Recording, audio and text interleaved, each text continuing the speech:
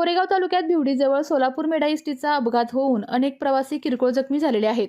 सातारा पुसेगाव रस्त्यावर भिवडीजवळ सोलापूर मेढा एसटी पलटी झाल्याने एसटीमधील अनेक प्रवासी गंभीर जखमी झालेले आहेत। या अपघातात सुदैवाने कोणतीही जीवितहानी झाली नसली तरी एसटी बसचे मोठे नुकसान झाले असून अपघातस्थळी बघ्यांची गर्दी झाली होती। कोरेगाव पोलीस स्टेशनचे पोलीस घटनास्थळी दाखल होऊन वाहतूक सुरळीत केली।